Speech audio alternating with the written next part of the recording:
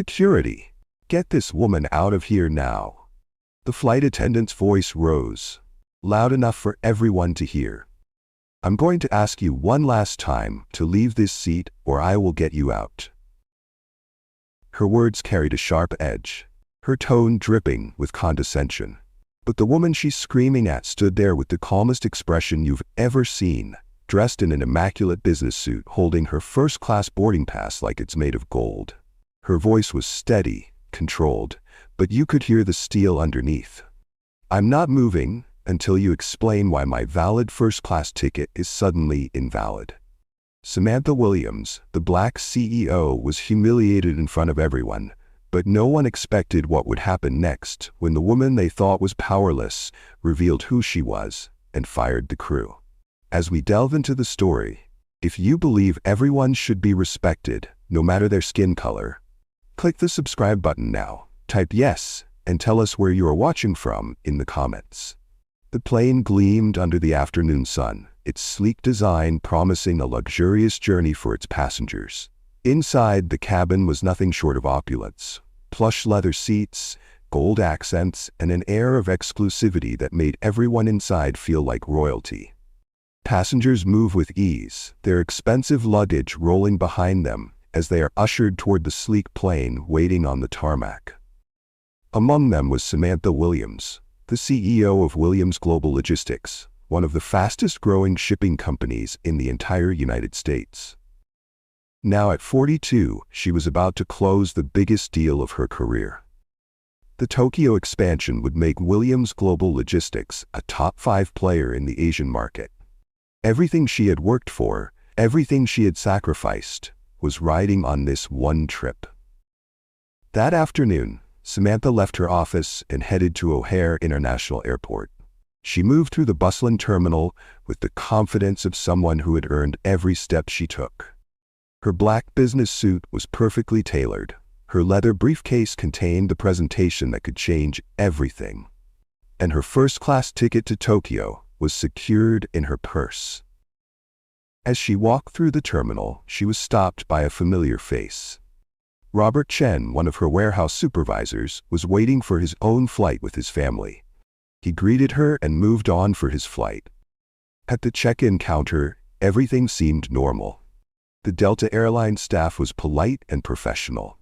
They confirmed her first-class seat, checked her bags, and wished her a pleasant flight. There was no indication that anything was wrong, no hint of the disaster that was about to unfold. The boarding announcement came at exactly 8 p.m. Ladies and gentlemen, we're now boarding Flight 447 to Tokyo. We'll begin with our first-class passengers. Samantha gathered her things and walked toward the gate. She was thinking about the presentation, about the executives she would meet in Tokyo, about how this deal would secure her company's future for the next decade. She had no idea that in just a few minutes, everything would change. She had no idea that the first-class ticket in her purse, the ticket she had paid for with her own money, would become the center of a confrontation that would shake the airline industry to its core. Samantha Williams walked up to the gate agent, presented her first-class boarding pass, and stepped onto Flight 447 to Tokyo. She found her seat, 3A, and settled in for what she thought would be a routine flight. The cabin was spacious and comfortable, exactly what she needed to review her presentation one final time and get some rest before the biggest meeting of her career. But as she was organizing her papers, she noticed something that made her pause. The flight attendant, a woman in her late 30s with blonde hair and a name tag that read Jennifer Hayes, was watching her with an expression that Samantha couldn't quite read. It wasn't exactly hostile, but it wasn't friendly either. It was the kind of look that made you wonder what the other person was thinking. Jennifer Hayes had been working for Delight Airlines for 15 years. She had seen every type of passenger imaginable: celebrities, politicians, business executives, families on vacation. She prided herself on being able to read people, on knowing who belonged where. And something about Samantha Williams was bothering her. As the other first-class passengers boarded, Jennifer noticed that they all seemed to fit a certain profile. Older white men in expensive suits, a few well-dressed women with designer handbags, a couple who were clearly wealthy tourists. And then there was Samantha Williams, sitting in seat 3A, looking completely out of place in Jennifer's mind. The plane was nearly full when Jennifer decided to act on her suspicions. She walked over to Samantha's seat with a smile that didn't quite reach her eyes. "Excuse me, ma'am, may I see your boarding pass?" Samantha looked up from her papers, slightly surprised. "Is there a problem?" "I just need to verify your seat assignment." Samantha handed over her boarding pass, thinking this was just routine.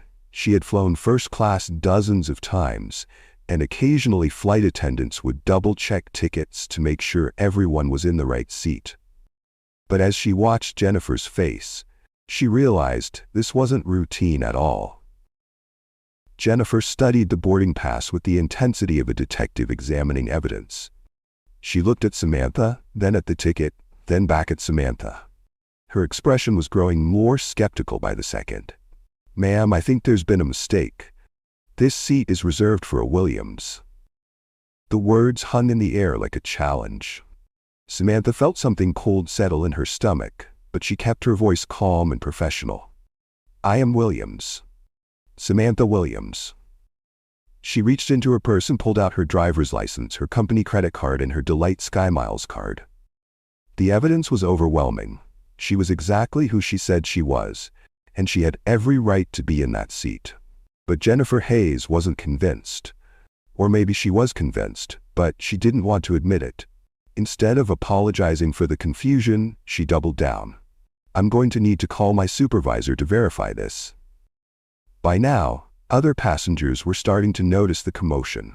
The businessman in seat 1A was pretending to read his newspaper, but his eyes kept darting over to see what was happening. The couple in seats 3C and 3D had stopped their conversation and were openly staring. Someone in the back of the first-class cabin was holding up their phone, clearly recording. This was when the situation went from uncomfortable to explosive. Because when Jennifer Hayes called for her supervisor, she didn't just ask for help with a seating issue. She made it clear to everyone within earshot that she believed something fraudulent was happening. Even as this humiliation was happening in front of dozens of strangers, even as she realized that she was being discriminated against in the most public way possible, Samantha maintained her composure. Her voice stayed calm. Her posture remained dignified. She had learned long ago that losing your temper in situations like this only gave people ammunition to use against you. When Rachel Thompson arrived, everything got 10 times worse. Rachel was 45 years old, had been a station manager for Delight for over a decade, and she walked up to Samantha's seat with her mind already made up. She didn't ask Jennifer what the problem was. She didn't look at Samantha's identification. She didn't even introduce herself. She just assumed that Jennifer was right and Samantha was wrong.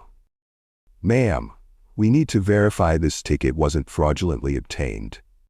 Here was a successful businesswoman, impeccably dressed, with multiple forms of valid identification, being accused of fraud for the crime of existing in a first-class seat while black. Rachel Thompson had made her judgment the second she saw Samantha, and no amount of evidence was going to change her mind. Samantha's response was measured but firm. "I've been flying Delight first class for 8 years. I'm a Platinum Elite member. My company has a corporate account with the airline. Everything you need to verify my identity is right here in front of you." But Rachel wasn't interested in verification. She was interested in being right. "We're going to need to call security to sort this out." Jennifer's smile didn't waver, but her tone sharpened. "This section is only reserved for our elite passengers, and you don't look like one." Nearby, the other passengers began to notice the exchange. A nosy socialite, sitting, leaned slightly to get a better view. Her curiosity piqued. A friendly businessman across the aisle glanced over, frowning slightly at Lauren's tone. Samantha remained composed, her gaze steady as she replied, "You might want to double-check your passenger list before making assumptions." Jennifer's eyebrows arched, her irritation barely hidden.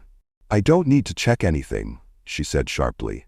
"I know who belongs here and who doesn't." The tension in the cabin thickened. The passengers exchanged glances, whispering quietly to each other.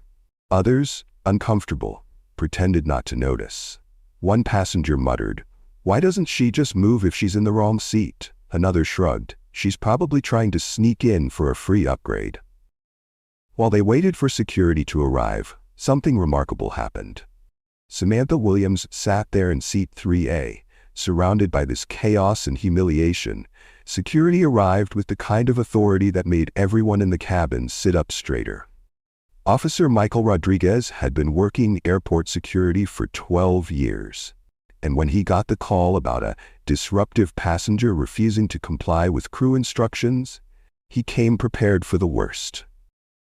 When he walked down the aisle and saw Samantha Williams sitting in seat 2A, his assumptions kicked in immediately. Here was a black woman in first class, and in his experience, that usually meant trouble. He had responded to dozens of calls like this over the years, and 9 times out of 10, it was someone trying to sit in a seat they hadn't paid for. "Ma'am, I'm going to need you to step off the aircraft," Officer Rodriguez said without even looking at her identification. "You can sort this out at the gate." Samantha looked up at him with calm determination. "Officer, I haven't been given the opportunity to resolve this situation. I have valid identification and a legitimate ticket. I'm asking that you review my credentials before making any decisions." "Look, lady, I've seen this before. Just make it easy on everyone and come with me." Officer Rodriguez wasn't interested in looking at documentation or hearing explanations. He had made up his mind the moment he saw her, just like Jennifer and Rachel had. The three of them formed a wall of bias that no amount of evidence seemed able to penetrate. "Ma'am, you need to gather your belongings and exit the aircraft now, or I'll have to escort you off." If you were in Samantha's shoes, what would you have done? Would you remain on the seat or move to avoid being arrested? Tell us in the comments and hit the subscribe button for more stories like this. Samantha realized that fighting this battle on the airplane wasn't going to work. These people had decided she didn't belong in first class, and they were going to remove her, regardless of what documentation she provided. She stood up slowly, collected her briefcase and carry-on bag, and walked down the aisle with her head held high. Other passengers watched in uncomfortable silence as a legitimate first-class passenger was escorted off the plane by security. The flight was scheduled to depart at 8:30 p.m., and it was now 8:25.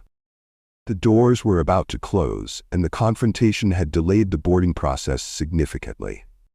Captain James Mitchell, a 20-year veteran pilot, made the decision that would change everything. He couldn't wait any longer. The flight had to depart on schedule to maintain their arrival slot in Tokyo. At 8:32 p.m., the doors of Flight 447 closed and the plane began to taxi toward the runway. Samantha Williams was not on that plane. Despite having a valid ticket, despite being a Platinum Elite member, despite doing absolutely nothing wrong, she was still in the terminal, dealing with the aftermath of Jennifer Hayes' discrimination. She watched through the window as her flight to Tokyo, the flight that was supposed to take her to the most important business meeting of her career, disappeared into the night sky. The $200 million expansion deal that would transform Williams Global Logistics into an international powerhouse was scheduled for 10 a.m. Tokyo time the next morning. Samantha was supposed to land at 11:45 p.m., get a few hours of rest, and be ready to present the proposal that she had spent months preparing. Instead, she was standing in O'Hare International Airport, watching her dreams literally fly away. Marcus, her assistant, was frantically working on rebooking options when Samantha called him from the airport. The news was devastating. The next available flight to Tokyo wasn't until the following evening, which meant she would arrive a full day late. The Japanese executives she was supposed to meet with were already expressing concerns about the delay. Her competitors, who had been circling this deal like sharks, were making calls to offer alternative proposals. But here's where you see the true character of Samantha Williams. As she sat alone in the Delight Sky Club, surrounded by the wreckage of months of planning and preparation, she didn't break down. She didn't scream or cry or lose control. Instead, she did something that Jennifer Hayes and Rachel Thompson never could have anticipated. And that's when Samantha Williams decided to show Delight Airlines exactly how big he had become. Her first call was to Marcus. Pull our Delight cracks, all of them, corporate travel, shipping, everything. Her second call was to her legal team. I need discrimination case documentation within the hour. Full investigation, media strategy, everything. Her third call was to Sarah, her executive assistant. Get me the CEO of Delight Airlines on the phone, now. Jennifer Hayes and Rachel Thompson thought they had won. They thought they had successfully removed an undesirable passenger from their flight. They had no idea that they had just declared war on one of the most powerful women in the logistics industry. They had no idea that Samantha Williams wasn't just any passenger. She was a CEO with $50 million in annual contracts with Delight Airlines, and she was about to use every bit of that power to make sure this never happened to anyone else. Delight's CEO, Robert Sterling, was called by his assistant. Mr. Sterling, we have a situation at O'Hare that requires your immediate attention. It involves Williams Global Logistics. Robert Sterling sat up in bed, suddenly wide awake. Williams Global Logistics wasn't just any corporate client. They were one of Delight's biggest accounts, with a $50 million annual contract that covered everything from executive travel to cargo shipping. The company had 3,000 employees worldwide, and their business was growing by 30% every year. What kind of situation? Robert asked, already reaching for his laptop. Sir, there's been an incident involving their CEO, Samantha Williams. She was denied boarding on Flight 447 to Tokyo tonight, and now she's threatening to pull all of her company's contracts with Delight. Robert's blood went cold. $50 million in annual revenue. Gone. But it was worse than just the money. Williams Global Logistics was a success story that Delight loved to highlight in their corporate partnerships. A woman-owned business, a minority-owned enterprise, exactly the kind of progressive partnership that looked good in their annual reports and marketing materials. What do you mean denied boarding? Was there a security issue? Sir, that's where it gets complicated. Our staff accused her of having a fraudulent ticket. But the ticket was completely legitimate. She's a Platinum Elite member, and everything checked out. Security confirmed her identity, but by then, she had already missed her flight. Robert Sterling had been in corporate leadership long enough to recognize a catastrophe when he heard one. This wasn't just a customer service failure. This was a discrimination lawsuit waiting to happen. This was a social media nightmare that could destroy Delight's reputation overnight. This was the kind of crisis that ended careers. Get me everything, he said, already pulling up his computer. Security footage, employee records, passenger manifest, everything, and schedule an emergency call with O'Hare management immediately. As Robert began reviewing the files his team was sending him, the true magnitude of the situation became clear. Samantha Williams wasn't just any CEO. She was one of the most successful logistics executives in the country. And her company was exactly the kind of innovative, minority-owned business that every major corporation wanted to partner with. But here's what made Robert Sterling's stomach drop even further. As he was reading through the incident reports, his phone started buzzing with notifications, social media alerts, news feeds, trending hashtags. The story was already going viral. #Delight discrimination was trending on Twitter. Videos from passengers on Flight 447 were being shared thousands of times. News outlets were picking up the story. The footage was crystal clear. A well-dressed black woman being harassed by airline staff while other passengers watched in discomfort and disbelief. One video, posted by a businessman during the incident, had already been viewed over 1 million times. His caption read, "Watch Delta Airlines discriminate against a black woman in first class tonight. Disgusting behavior in 2025. This needs to go viral." Another video taken by a passenger and coach who had recorded the aftermath showed Samantha Williams sitting alone in the terminal while her flight departed without her. The caption, "This woman was denied her seat for being black. Delight should be ashamed." The comments were brutal. People were sharing their own stories of discrimination by airline staff. Former Delight customers were posting photos of themselves cutting up their credit cards. The airline stock price, even though the markets were closed, was already being discussed in after-hours trading forums, and the news wasn't good. But Robert Sterling knew the real crisis was just beginning. Because Williams Global Logistics wasn't just a $50 million client. They were connected to dozens of other major corporations through their shipping networks. If Samantha Williams decided to make this a crusade, she could influence hundreds of millions of dollars in business decisions. By 1:30 a.m., Robert had assembled his crisis management team. Legal, public relations, operations, and human resources were all on the emergency call. The security footage from O'Hare told a story that made everyone in the meeting sick to their stomachs.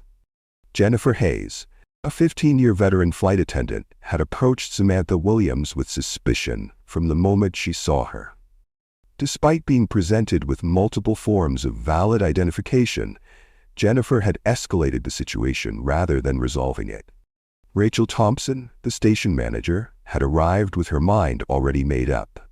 The footage showed Samantha Williams maintaining her composure throughout the entire ordeal, never raising her voice, never becoming aggressive, simply asking for an explanation that never came. It showed a successful businesswoman being treated like a criminal for the crime of existing while black. "This is indefensible," Robert said to his team. "There's no policy that justifies what happened here. There's no procedure that excuses this behavior. This is pure discrimination, and it happened on our watch." His legal team was already working on damage control strategies, but they all knew this was going to be expensive. Discrimination lawsuits could cost millions, but the real damage would be to Delight's reputation. Airlines live and die by customer trust, and videos of staff discriminating against passengers destroy that trust instantly. At 2:15 a.m., Robert Sterling made the call that would determine Delight's future relationship with one of their most important clients. He personally called Samantha Williams. "Miss Williams, this is Robert Sterling, CEO of Delight Airlines. I want to personally apologize for what happened to you tonight. There is no excuse for the treatment you received, and I take full responsibility." Samantha's response was measured but firm. "Mr. Sterling, I appreciate your call, but apologies don't undo the damage that's been done. I missed the most important business meeting of my career because your employees decided I didn't look like I belonged in first class. I understand completely, and I want to make this right. What can we do to repair this situation? That depends on whether you're serious about change or just interested in damage control. Because what happened to me tonight has happened to countless other people who didn't have the resources to fight back." Robert Sterling realized he wasn't just talking to an angry customer. He was talking to someone who had the power and platform to demand real change, not just empty apologies. Samantha Williams had spent years building a company that proved excellence could come from unexpected places. And she wasn't going to let this slide. "I want a full investigation," she continued. "I want to see the employment records of the staff involved. I want to know if this is a pattern of behavior or an isolated incident, and I want to know what Delight is going to do to make sure this never happens to anyone else." While Robert Sterling was scrambling to manage the crisis from Atlanta, Jennifer Hayes and Rachel Thompson were being summoned to an emergency meeting at O'Hare. Neither of them fully understood the magnitude of what they had done, but they were about to find out. Airport manager Charles Davidson had been with Delight for 22 years, and he had never seen anything like this. His phone had been ringing non-stop since midnight. Corporate headquarters, legal department, public relations, and now the media were all demanding answers about what had happened on Flight 447. Jennifer and Rachel sat in the conference room at 3 a.m., still believing they had done nothing wrong. Jennifer kept insisting she was just following procedures. Rachel kept claiming she was protecting the airline from potential fraud. Neither of them seemed to grasp that they had just created the biggest public relations nightmare in Deloitte recent history. "Do you understand who Samantha Williams is?"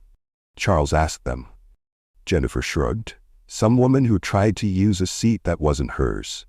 Charles pulled up Samantha's profile on his computer. CEO of Williams Global Logistics. $50 million in annual contracts with Deloitte. 3,000 employees worldwide. One of the most successful minority-owned businesses in the logistics industry. "She wasn't trying to use someone else's seat," Charles said, his voice tight with controlled anger. "She was sitting in the seat she paid for, with a ticket she purchased legitimately, as a Platinum Elite member who has been flying our first class for 8 years. Rachel's face went pale. Jennifer looked confused, like she couldn't process what she was hearing. "But she looked," Jennifer started to say, then stopped herself. "She looked what?" Charles demanded. "She looked like what, Jennifer?" The silence that followed was deafening. Because everyone in that room knew exactly what Jennifer had been about to say. Samantha Williams had looked like someone who didn't belong in first class, not because of anything she had done, but because of the color of her skin. At 6 a.m., after 3 hours of crisis meetings and damage control planning, Samantha Williams arrived at the airport manager's office with her legal team and Marcus, her assistant.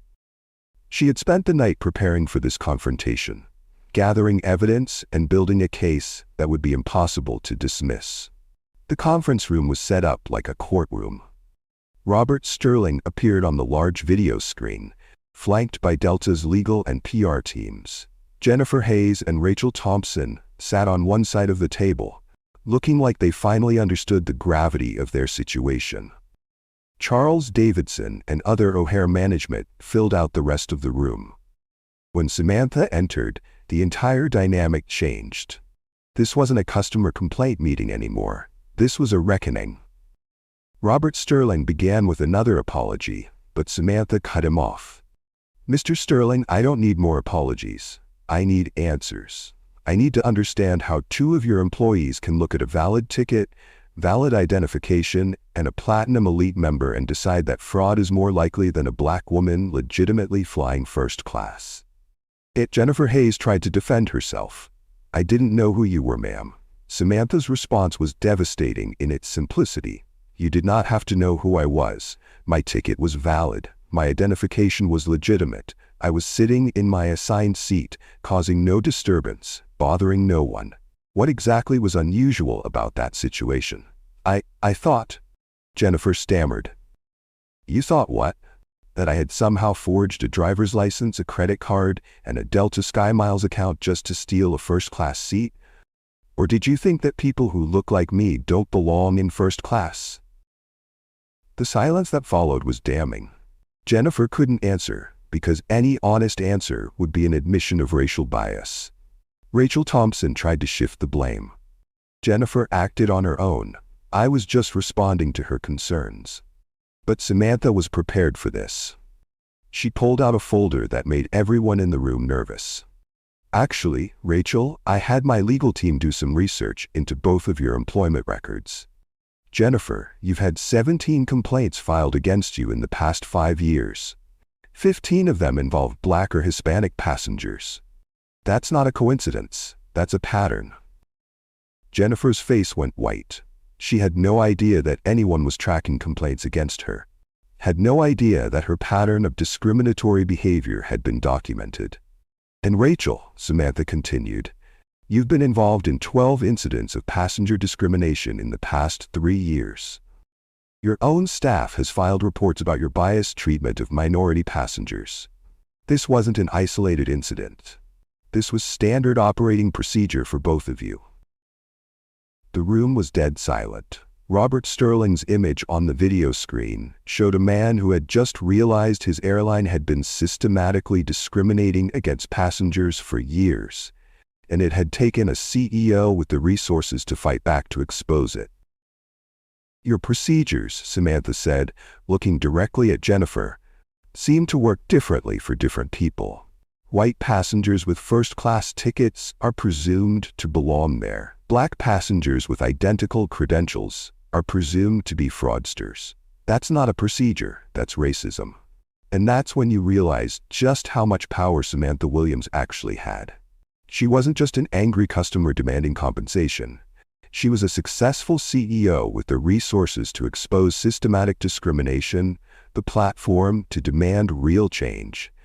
And the Jennifer Hayes and Rachel Thompson. Robert Sterling, appearing on the video screen with his legal team behind him, had heard enough. The evidence was overwhelming. The social media backlash was growing by the hour, and Delta's reputation was hanging by a thread. But before Robert could even speak, Samantha pulled out another document that made everyone in the room shift uncomfortably. This wasn't just about Jennifer and Rachel anymore. This was about something much bigger. Before we discuss consequences, Samantha said, her voice carrying the authority of someone who had spent years commanding boardrooms, I want everyone in this room to understand exactly what we're dealing with here. This isn't an isolated incident. This is systemic discrimination that has been happening for years.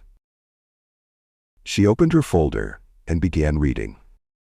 In the past 18 months alone, Delta Airlines has received over 300 complaints of discriminatory treatment from Black passengers. 78% of those complaints involved first-class or business-class seating. 62% were dismissed without investigation. The room went dead silent.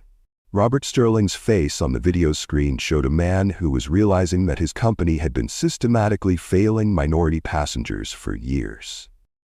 Flight attendant Jennifer Hayes, Samantha continued, has 17 documented complaints against her in 5 years. 15 involved passengers of color. Station manager Rachel Thompson has 12 incidents in 3 years. But here's what's really shocking. Neither of them had ever faced any meaningful consequences until tonight. Jennifer Hayes was slumped in her chair, looking like she finally understood that her career was over. Rachel Thompson was staring at the table, unable to meet anyone's eyes.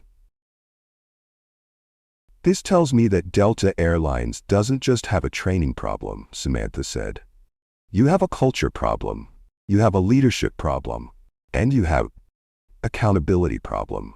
Robert Sterling knew he was witnessing the destruction of everything he thought he knew about his company's values.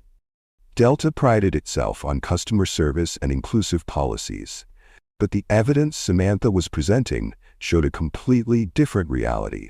Effective immediately, Robert Sterling announced, his voice carrying the weight of corporate authority and personal shame, Jennifer Hayes is terminated from Delta Airlines. Her employment is ended as of this moment, and she will not be eligible for rehire with Delta or any of our partner airlines. Jennifer's jaw dropped. 15 years with the company, gone in an instant. All those years of seniority, pension contributions, and benefits wiped away because she couldn't see past her own prejudices. Rachel Thompson, you are suspended without pay pending a full investigation into your conduct and the pattern of discriminatory behavior that has been brought to our attention. Depending on the results of that investigation, your employment will likely be terminated as well. Rachel's face went ashen. She had been with Delta for over a decade, had worked her way up from gate agent to station manager, and now everything she had built was crumbling because she had chosen to support Jennifer's racist assumptions rather than do the right thing. But Samantha Williams wasn't satisfied with just getting these 2 employees fired.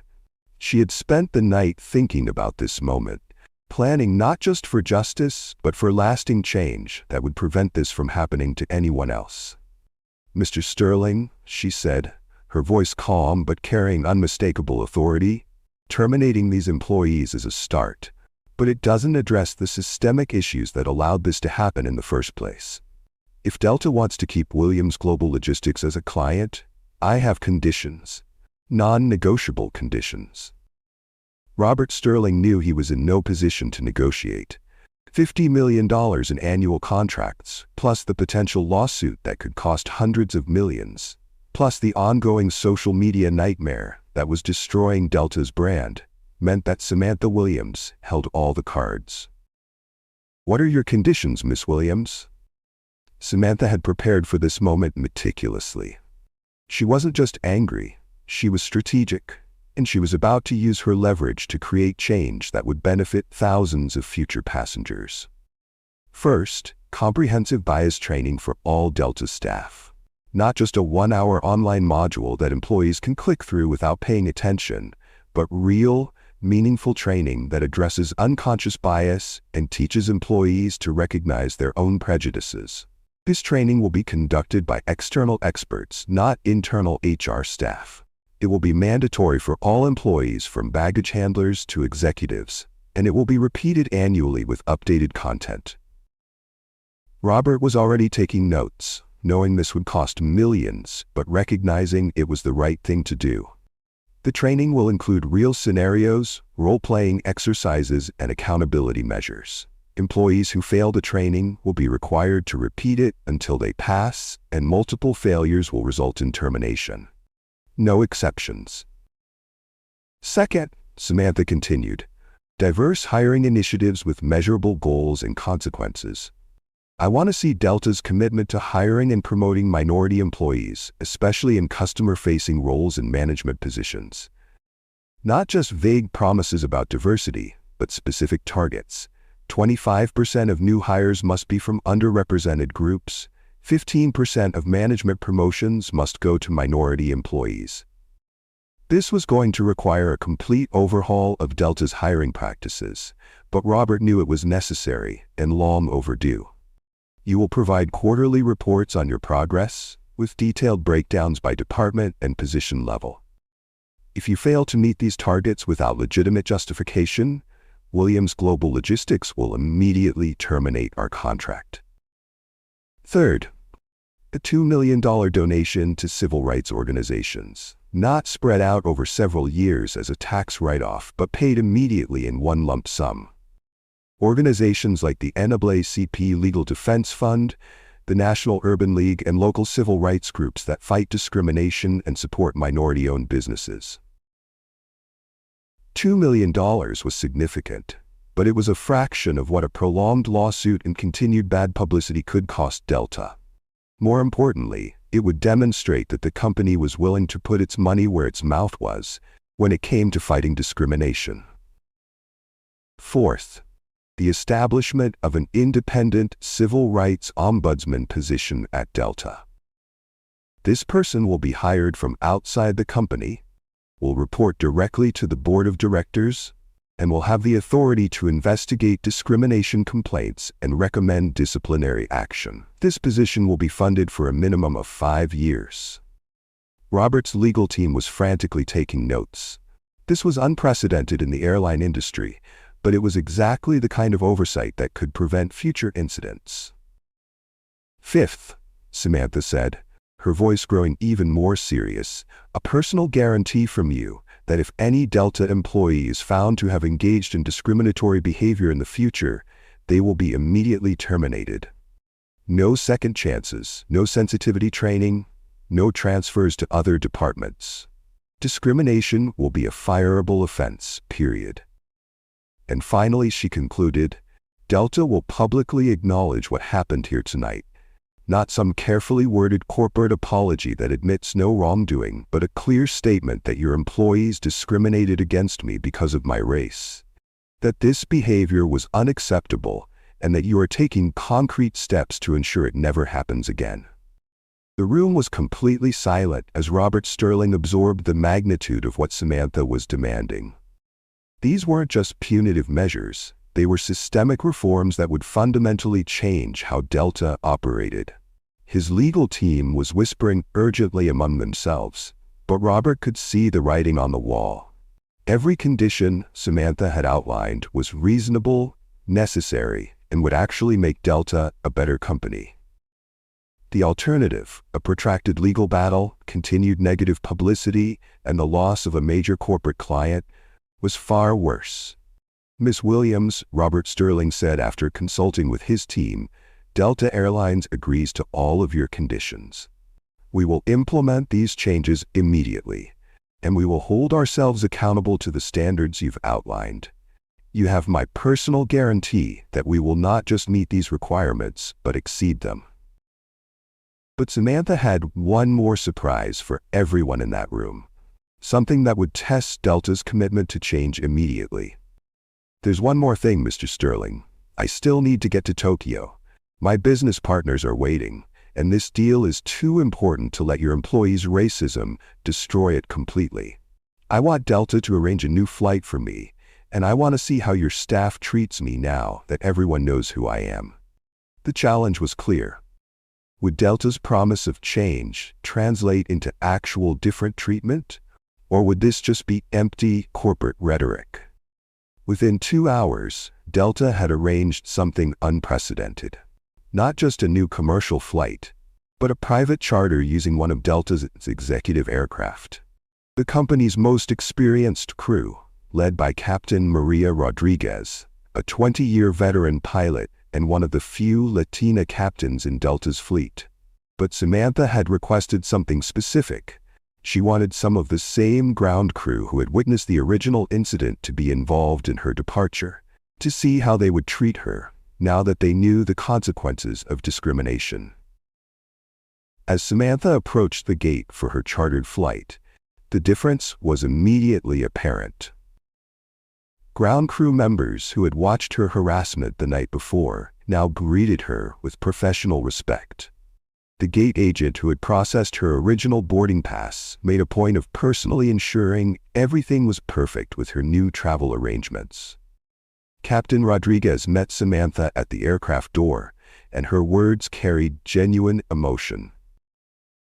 Miss Williams, I want to personally apologize for what you experienced last night. I've been flying for Delta for 20 years, and that behavior does not represent the values that most of us hold dear. I'm ashamed that it happened on our watch, and I'm committed to making sure you have the flight experience you should have had from the beginning. Samantha could see the sincerity in Captain Rodriguez's eyes. This wasn't corporate damage control. This was one professional woman acknowledging the injustice done to another and promising to do better. The flight to Tokyo was everything that her original flight should have been. Respectful service, comfortable accommodations, and the quiet dignity that every passenger deserves. The flight attendants, who had been briefed on the situation, provided exemplary service without being obsequious or overcompensating. During the flight, Captain Rodriguez made an unprecedented announcement to the small group of passengers on the charter flight. Ladies and gentlemen, I want to acknowledge that we have a very special passenger with us today. Miss Samantha Williams is traveling with us after experiencing unacceptable discrimination on her originally scheduled flight. Delta Airlines is committed to ensuring that every passenger receives respectful treatment, regardless of their race, gender, or background. And we are honored to provide Miss Williams with the service she should have received from the beginning. It was a small gesture, but it demonstrated the kind of accountability that Samantha had demanded in her conditions. As Samantha settled into her seat and began reviewing her presentation for the Tokyo meeting, she reflected on what had just transpired. In less than 12 hours, she had gone from being a victim of discrimination to being an agent of systemic change. The conditions she had negotiated weren't just about getting even. They were about making sure that future passengers would never have to endure what she had experienced. The presentation in Tokyo went better than anyone could have hoped. The Japanese executives, who had heard about Samantha's experience through international news coverage, were impressed, not just by her business proposal, but by her grace under pressure and her commitment to fighting injustice. The deal was signed that afternoon, making it the largest international expansion in Williams Global Logistics history. But the real impact of Samantha's stand began to unfold over the following months. The changes at Delta were swift and comprehensive. The bias training program became a model for other companies throughout the airline industry. Employee complaints of discrimination dropped by 70% in the first 6 months as staff learned to recognize and address their own unconscious biases. The diverse hiring initiatives brought fresh perspectives and better customer service to every level of the organization. Delta's customer satisfaction scores among minority passengers improved dramatically, and the company began winning awards for its inclusive workplace culture. The $2 million donation to civil rights organizations funded programs that were making a real difference: legal aid for discrimination victims, education programs about civil rights in schools, and support for minority-owned businesses like Williams Global Logistics. The money helped dozens of small businesses get the financing and support they needed to compete with larger companies. The independent civil rights ombudsman position proved to be particularly effective.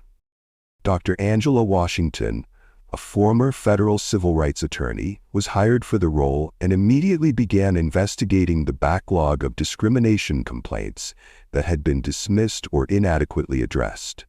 Several more employees were terminated, and others received additional training and monitoring.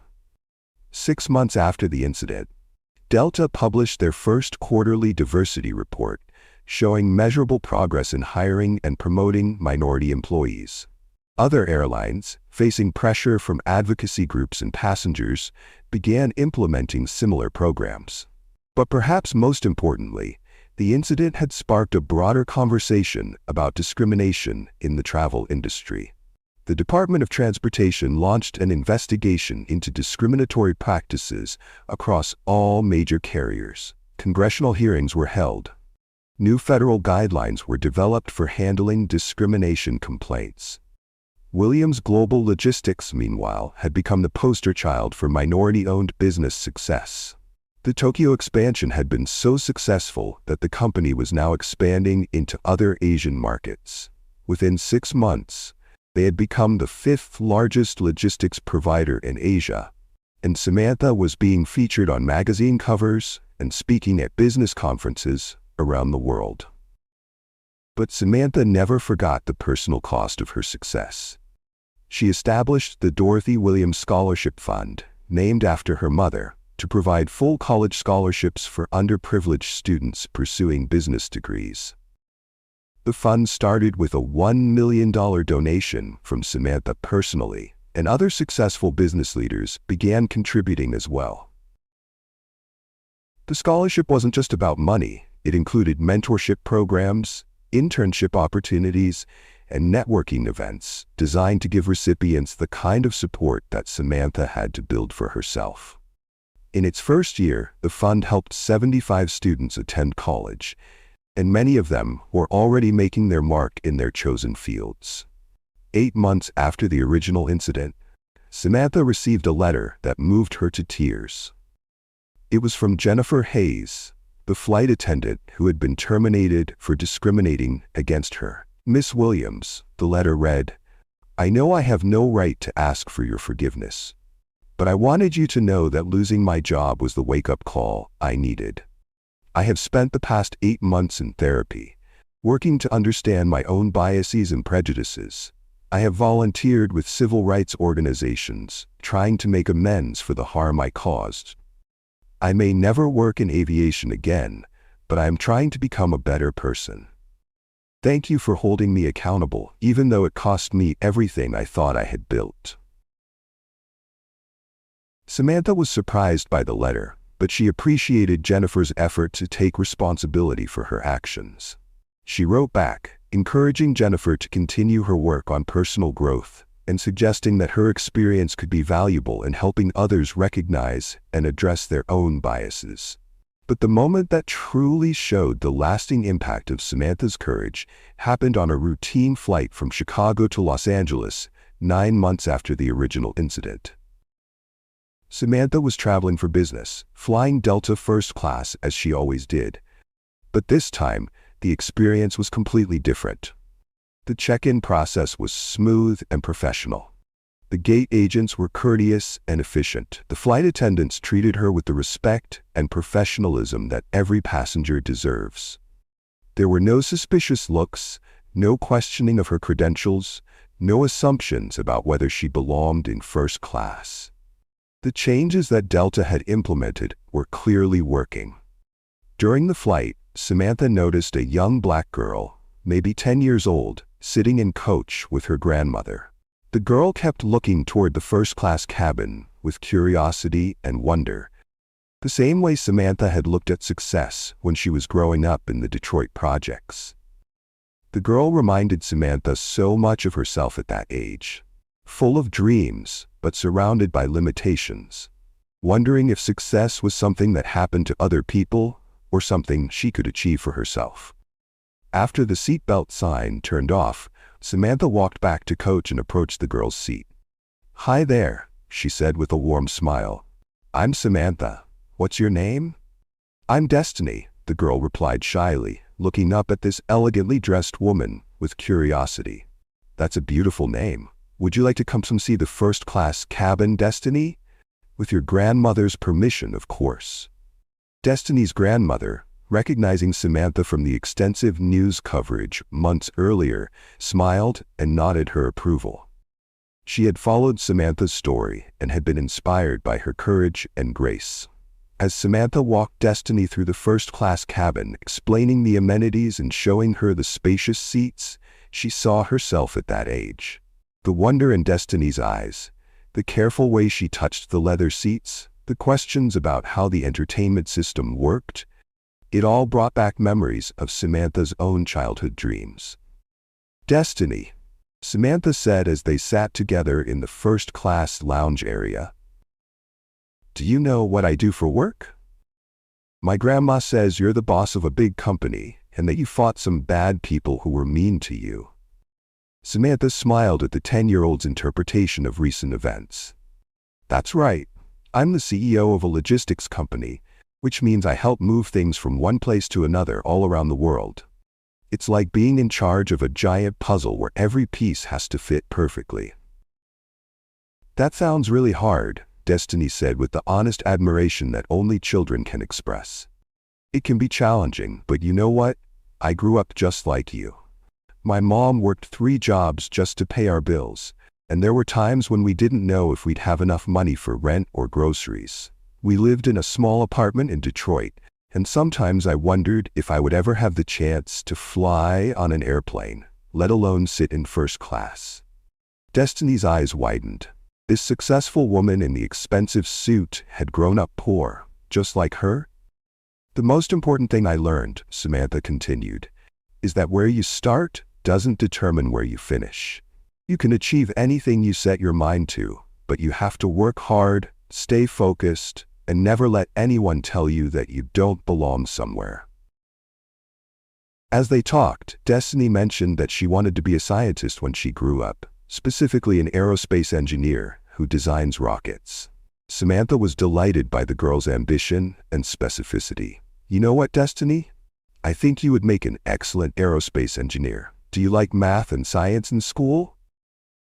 "I love math. My teacher says I'm the best in my class. But some kids say that girls can't be engineers." Samantha felt a familiar fire ignite in her chest. Even at 10 years old, this brilliant girl was already encountering people who wanted to limit her dreams. "Those kids are wrong, Destiny. Some of the most important engineers and scientists in history have been women. And some of the most brilliant minds I've worked with in my company are women who were told they couldn't succeed in business." Samantha made a mental note to have her scholarship fund send information to Destiny's family. This young girl reminded her so much of herself at that age, full of potential, but needing someone to believe in her dreams and provide the resources to pursue them. "I want to give you something," Samantha said, pulling out one of her business cards. "This has my company's information on it. When you graduate from high school, I want you to have your grandmother call this number. We'll make sure you get the support you need to pursue your dreams of becoming an aerospace engineer." Destiny held the business card like it was made of gold, studying every detail. "You really think I can do it?" she asked. "Destiny, I don't just think you can do it. I know you can. But you have to promise me something." Promise me that when you become a successful engineer, you'll remember to help other little girls who have the same dreams you do." "I promise," Destiny said solemnly, understanding that this was more than just encouragement. This was a charge to carry forward the legacy of lifting others up. When they returned to Destiny's seat, her grandmother had tears in her eyes. "Thank you," she whispered to Samantha. "You have no idea what this means to her, to us.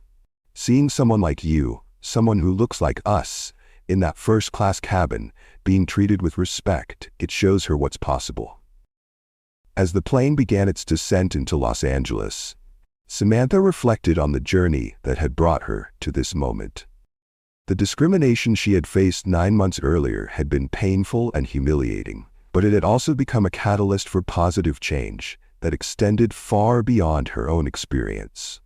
The systemic changes at Delta were now being adopted by other airlines. The scholarship fund was helping dozens of students pursue their dreams. The civil rights organizations that had received funding were fighting discrimination cases and educating communities. And individual lives, like Destiny's, were being touched and inspired. Jennifer Hayes had found work as a diversity trainer for a consulting company, using her experience to help others recognize and address their biases. Rachel Thompson had been terminated from Delta, but had used the experience to examine her own prejudices and was now volunteering with community organizations. Robert Sterling had become a vocal advocate for diversity and inclusion in the airline industry, speaking at conferences and working with other CEOs to implement similar reforms at their companies. But the real victory wasn't in any individual punishment or reward. The real victory was in the systemic changes that would protect future passengers from experiencing what Samantha had endured. The real victory was in the young girl she had just met, who would grow up in a world where her dreams were a little more attainable because someone had stood up and fought for what was right. As she walked through the Los Angeles airport, heading to another important business meeting, Samantha carried with her the business card that Destiny had given her in return. A drawing of a rocket ship with Destiny's Space Company written in crayon at the bottom. Success, Samantha had learned, isn't just about reaching your destination. It's about paving the way for others to follow. It's about using your power to make sure that the next person who looks like you, who comes from where you came from, who dreams the dreams you once dreamed, has a slightly easier path to walk. The fight against discrimination was far from over, but because of her courage, because of her refusal to accept injustice, the world was a little bit more fair than it had been 9 months earlier. And sometimes, that's exactly how change happens. One person, one moment, one stand for what's right at a time. And in the overhead compartment of a Delta flight somewhere over the Pacific, a young girl named Destiny was carefully protecting a business card and dreaming of rockets, knowing for the first time in her life that those dreams might actually be possible. If you enjoyed this story, like, subscribe, and share to others so they can learn too. See you in our next video.